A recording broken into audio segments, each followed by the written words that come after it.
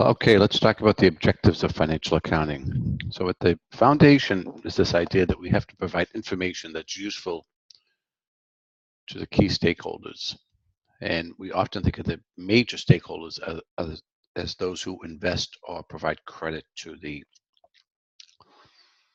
organization. But as we've discussed, there are many other stakeholders as well. So information is useful to the key stakeholders. And the information that's useful is that I can take a look at the data that's provided and figure out the overall financial situation, including the cash flows and what resources the company owns and what it owes to others. So we'll come to find that these are actually captured in something called financial statements. So then we have to go through a cycle to make sure that we can report the information in a way that the key stakeholders can understand. So there's transactions that occur every day. Those get journalized. They get put in, there's a process that accounting follows. So every time something happens, it's a standard process, which is one of the reasons why accounting works as well as it does.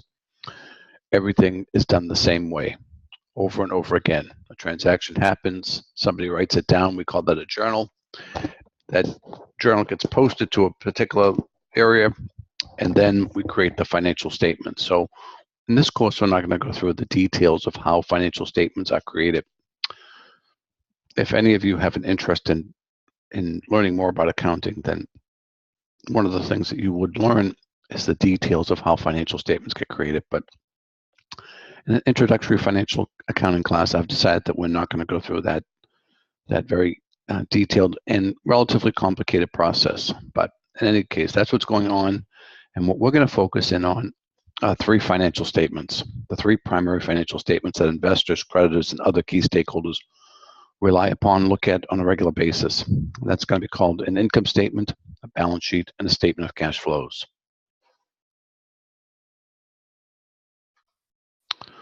We'll come to learn that each of the statements shows us something a little different.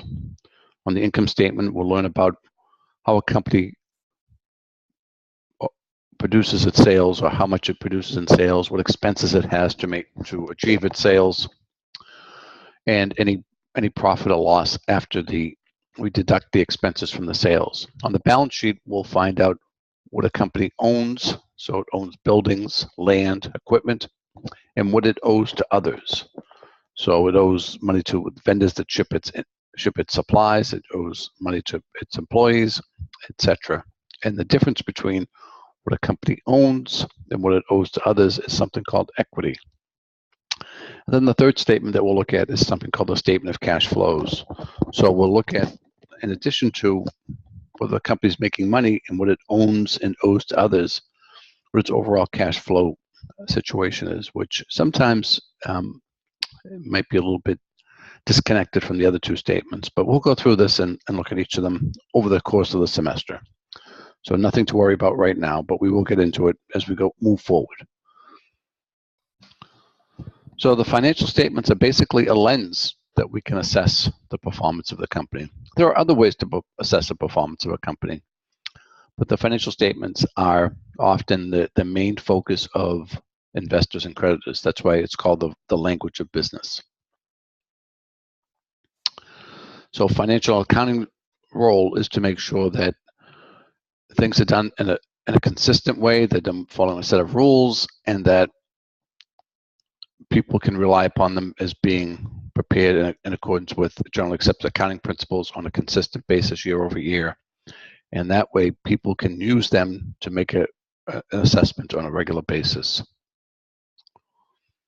So what information does accounting provide? So it provides the three primary financial statements and the related disclosures. And we'll go through each of this throughout the semester. So this is just an overview tonight or this week. So the financial statements,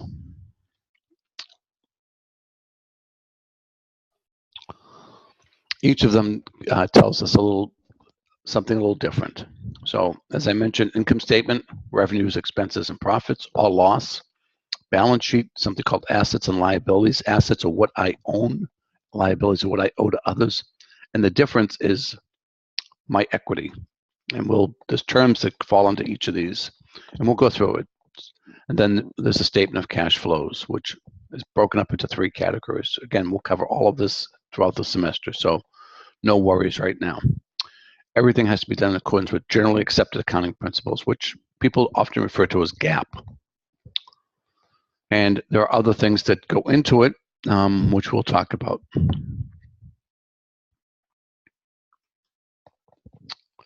So things that we want, some characteristics of externally reported information is discussed here. So we're looking for usefulness. It's based on a set of rules and expectations, and we also have to recognize that the limitations that exist as well. So there are many things that we'll find go on that we have to look behind the numbers. And so we'll start to look at things called the footnotes and the management discussion analysis. And these things will help us to get a better handle on some of the assumptions, estimates, and other things that are not necessarily on the face value of the numbers. But at the end of the day, our main objective is full disclosure. We want to make sure that whatever is likely to impact a decision of a key stakeholder is clearly noted and identified and communicated to our key stakeholders. So when we talk about full disclosure, we have to ask who's responsible. And the answer to that is very simple. The management of the organization is responsible to ensure that investors, creditors, and other key stakeholders are kept informed as to what might influence their decisions. So there are certain things that we have to do on a regular basis. We have to prepare and issue financial statements and the related items that go with it. But above and beyond that, we also have to provide any information that may influence a key stakeholder's decision making. So who are the users? Who are the key stakeholders? So we have external users, the lenders. So we'll call them creditors, investors, consumer groups, etc. And then we have a set of internal users. So this group here would represent what we'd call the key stakeholders. And here's how they may use the information. Okay, management, planning, directing, and controlling, investors and shareholders, assessing profit, cash flow, and the like, creditors, employees, etc. So you can read through this slide and I'll give you a sense that every stakeholder has a little bit different perspective as to what financial information is most important to them. So if I'm an investor, I'm really looking at the longer term, how much money you're going to make, how much sales going to grow. If I'm a creditor, I'm really focused in on, do you have enough money to repay the loan that I've given you or about to give you? So accountants have certain roles and responsibilities. So here's a chart that I found that would list many of the areas in a very large organization. So when we talk about accounting, usually the main accounting job is called the Chief Financial Officer. And this typically happens in most organizations, large and small. In a large organization, there might be jobs called treasurer, someone who's responsible for managing cash and investments, controller, typically somebody who's responsible for putting the financial accounting processes in place. And then we have the transactional people who have to worry about accounts payable, issuing credit, making sure the accounting is done, accounting for fixed assets, payroll, and the like. So there's a lot that goes into it. Again, well beyond the scope of this course, but I thought it would be helpful. So the role for financial accounting that we're going to focus in on is their responsibility to prepare financial statements, in particular the income statement, balance sheet, and statement of cash flow using generally accepted accounting principles.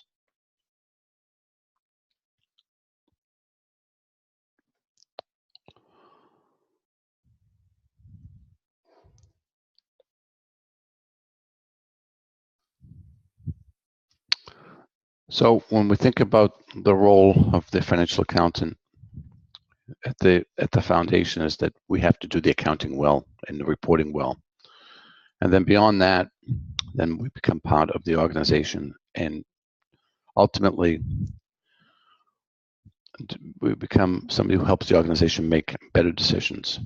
So that can evolve in a variety of different ways, but basically we're the scorekeeper. We make sure that the processes that are needed to produce consistent, reliable, and fair financial statements are in place.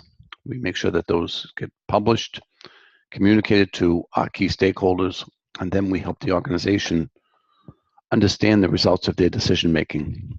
And that's really the general role of the accounting profession. So there's some other slides in here that you can read through. Accounting roles, the role of an internal auditor. You can read through this in the textbook, but some larger organizations, small organizations don't have internal auditing, but there's a check and balance to make sure that the accounting and other people are doing their job as management intends. One of the key roles is we rely upon a check and balance system in accounting. So if I'm a publicly traded company, that is, I sell stock to the general public, which is where we're going to focus throughout much of the semester on organizations that do that, because we have access to their financial statements. They need to hire an external firm who will come in and attest that their financial statements are accurate. That external person or company is called a certified public accountant, or CPA. Their primary role is to ensure that the internal financial organization and management has followed generally accepted accounting principles and has other internal controls in place that allow them to produce financial statements that investors and creditors can rely upon.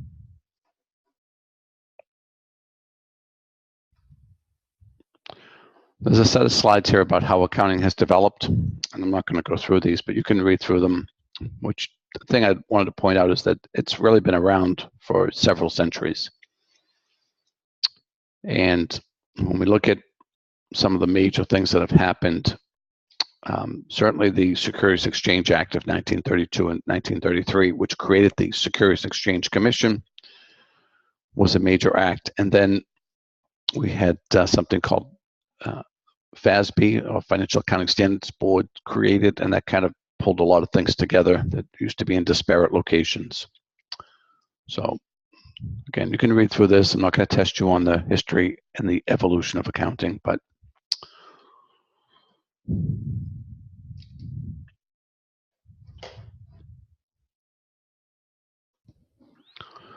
so the principles that make accounting work is called GAAP, or Generally Accepted Accounting Principles. So we need a set of principles that make accounting work, because we need things done on a consistent basis from one organization to another.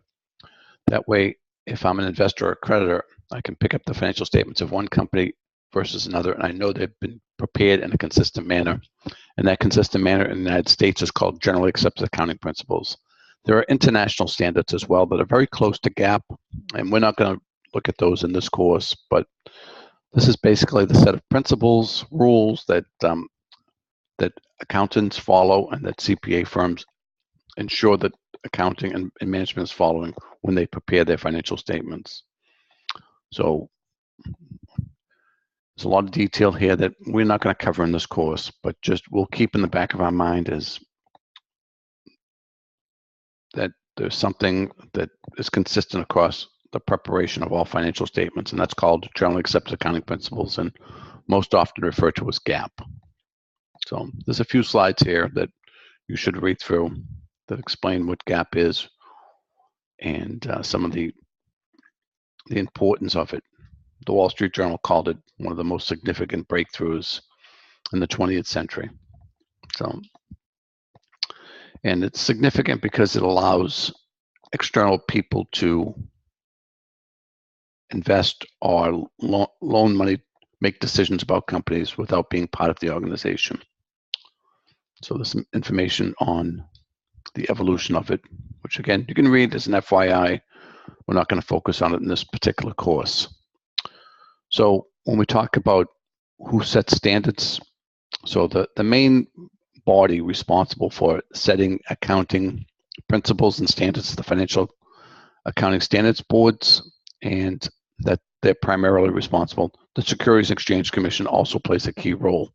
So Securities and Exchange Commission is part of the federal government, and the voting members are appointed by the president and confirmed by the Senate. The Financial Accounting Standards Board is a private organization, and the Securities and Exchange Commission has delegated most of the technical aspects of putting financial accounting standards in place to this board.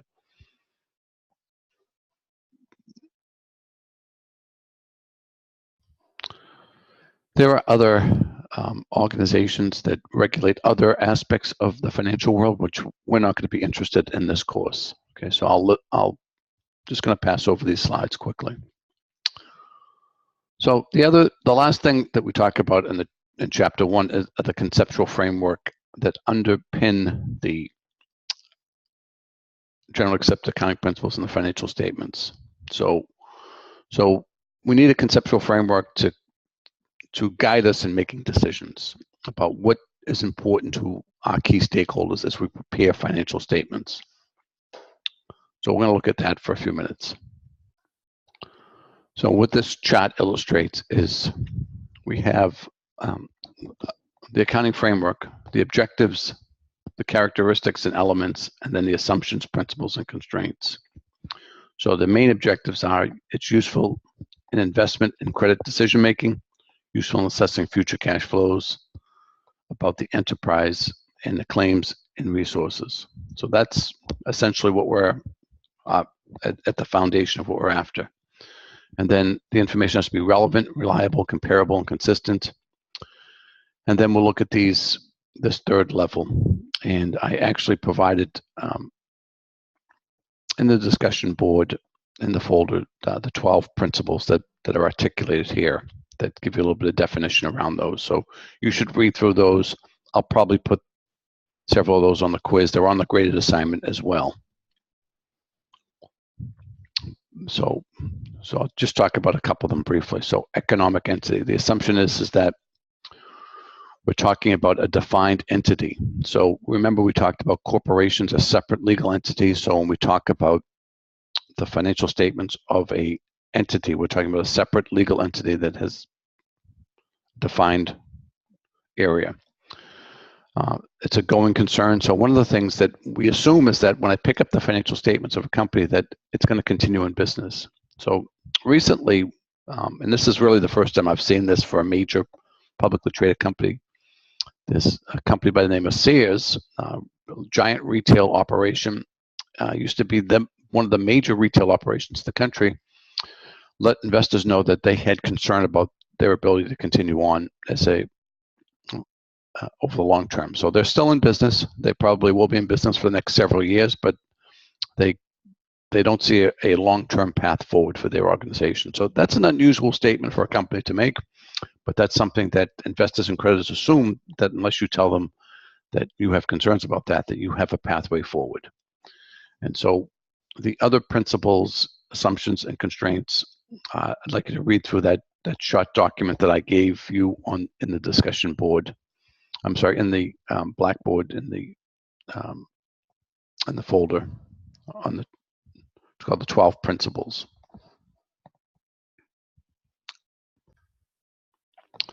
So the final thing we'll talk about in chapter 1 is this idea of oversights and checks and balances. So it's critical if I'm an external person, investor, creditor, other key stakeholder, that when I pick up those financial statements, that I have confidence. So one of the ways that we have confidence that management has prepared things in a way that is fair, reliable, and consistent with generally accepted accounting principles is that somebody else has checked that. So in the United States, the main organization responsible for checking and providing assurance is called the Certified Public Accountant, the CPA. They actually go in and examine the financial records of the organization, and they do what's called an audit.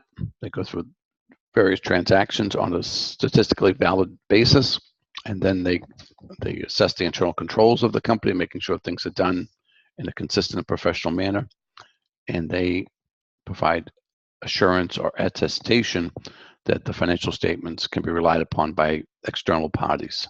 So that's their primary role in our society and our financial system. Very critical and important role. These other entities are laws or organizations that provide laws and oversights. So the Public Company Accounting Oversight Board, they oversee the CPA industry to make sure that they're complying with their responsibilities. The Securities and Exchange Commission issues requirements about what publicly traded companies need to do in terms of financial statements and other disclosures. And then there's something called Sarbanes-Oxley, which was put in place in 2002 to strengthen the internal controls of organizations.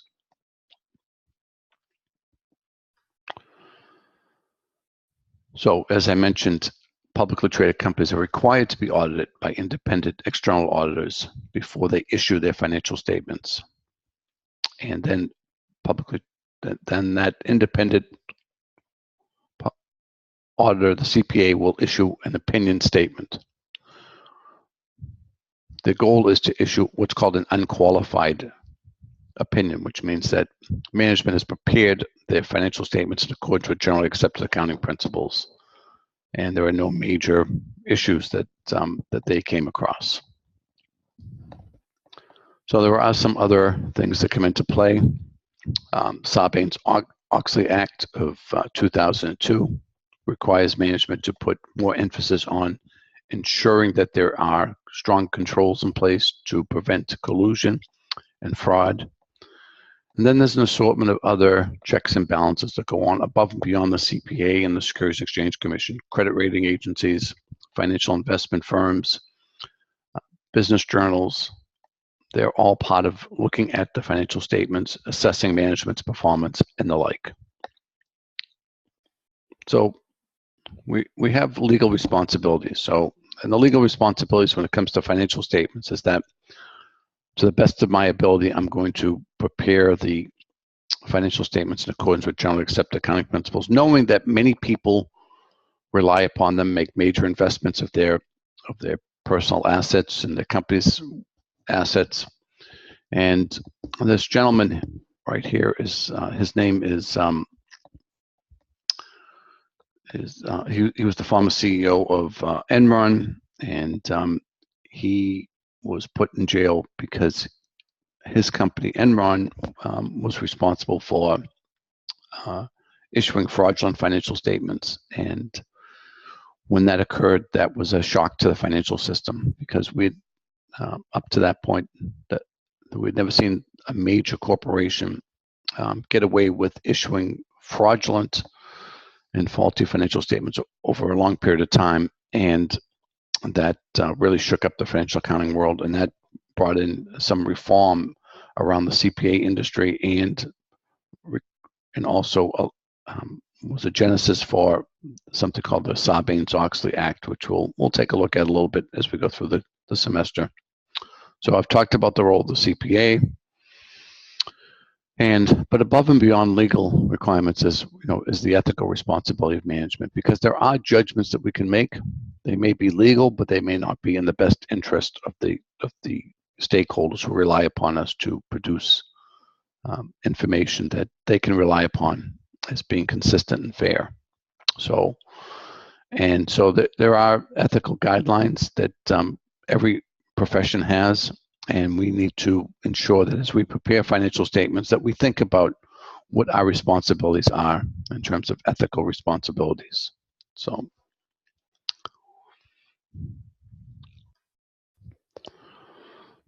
the final thing I'll say is that financial accounting applies to all organizations. Everyone has a set of financial statements, including individuals, including you. Okay, so you should think about how could you create an income statement and a balance sheet for yourself. And so in week 1, I asked you to create a very simple income statement. It may have been something that represents your personal situation, or it may not have been.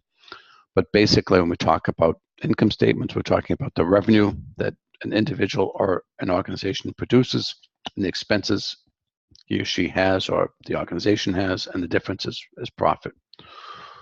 When we look at the other financial statements, you can see that we can relate them back to individuals as well.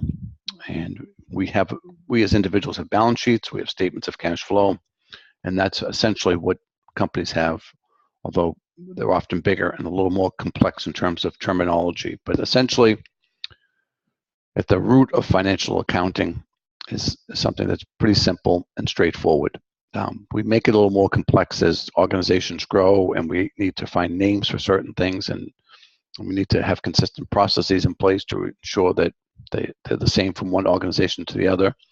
But at the core and at the root of financial accounting is something that's very straightforward and basic that everybody essentially has.